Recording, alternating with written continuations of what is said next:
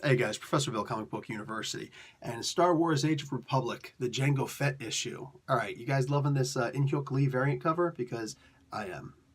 All right, let's get started on who made this. And if I remember, I'm a little sick still, remember, then I'm hoping that I will make a very bold statement at the end of this. So, Jody Houser is the writer, Luke Ross is the artist, Java Tartaglia is the color artist, and VC's Travis Lanham is the letterer. The regular cover artist is Paulo Rivera, and then besides In-Hyuk Lee, there's the Lanil Francis Yu and Jesus Abertov cover, the Mike McCone and Guru FX cover, and the Doug Chang concept design cover. And this issue is called Training.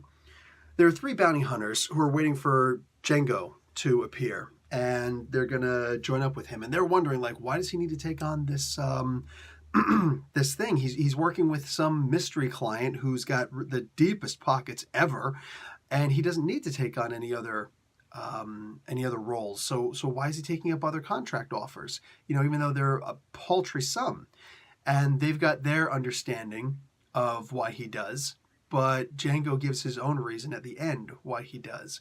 Both of them are true. One is simply hitting home a little bit closer.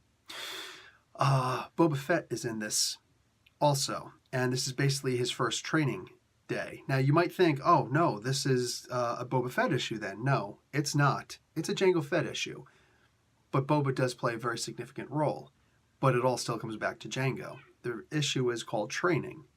Now, when we actually get to see a little bit of Jango's history. I don't know if it's his first meeting with what's his face, Darth Tyrannus. That's Emperor, the soon-to-be Emperor Palpatine. But they do show a very important meeting here. You get a whole lot of understanding of the history of why he was chosen, and yes, obviously racism plays a part of it. That's who Emperor Palpatine is. He's a freaking racist.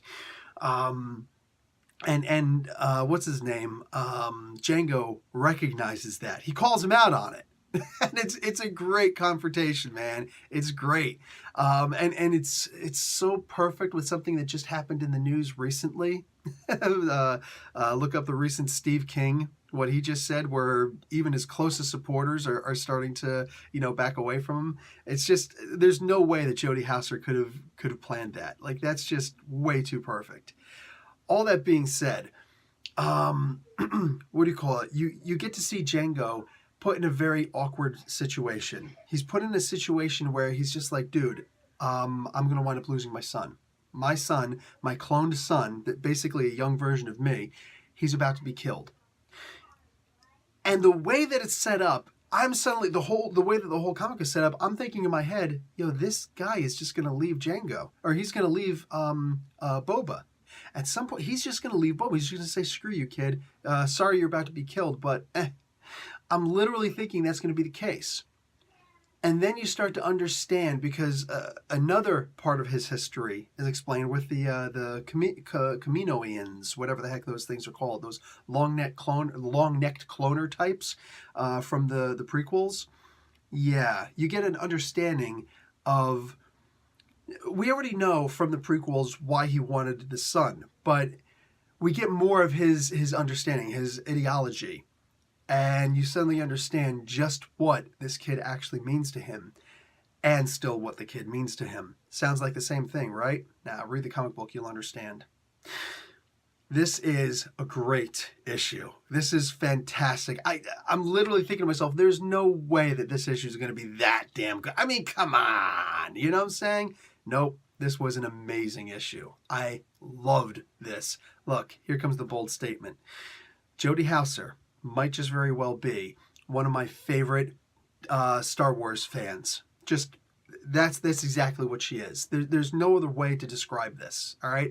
And something that makes me happy, all right? Something that makes me happy. Tony Isabella always does his, and I love Tony Isabella. You can't help but to. He puts out this things that make me happy tweets, all right? So, what do you call it? More than that, here's something that makes me happy. Coming up in the future, we've got several other Star Wars books. We got the Anakin Skywalker one, we got the Count Dooku one, we got the Padme Amidala one, we got the General Grievous one, and guess who's writing all of those? Yeah, Jody Houser. She also wrote all the previous ones. Oof, oof. And then on top of that, we got the next issue that's coming out of Star Wars Age of the Republic Special, also a one-shot. And that is going to be written by Mark Guggenheim, Ethan Sachs, and Jody Houser. Ah, man. So this is fantastic, man. And all I'm saying is, whoa!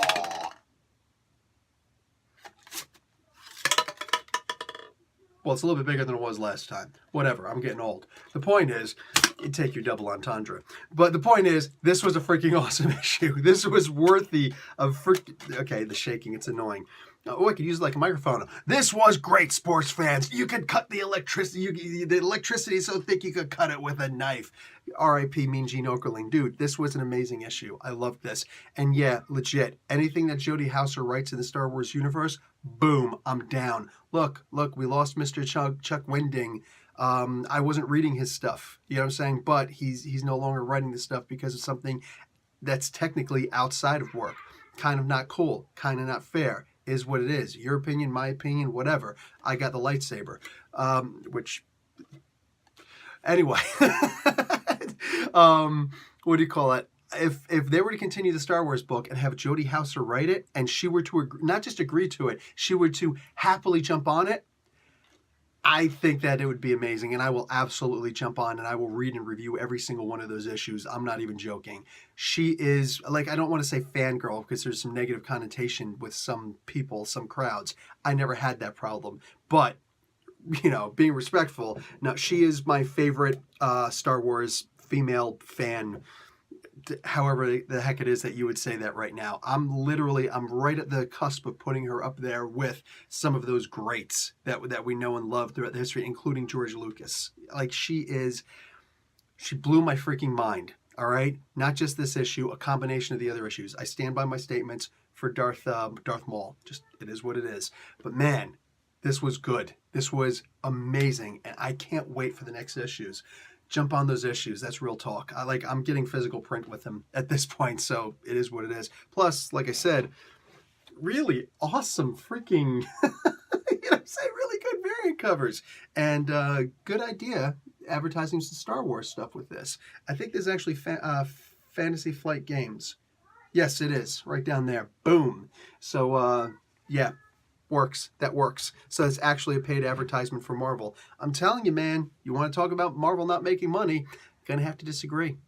This is good stuff. All right, I'm done. Professor Bill, Comic Book University, class dismissed.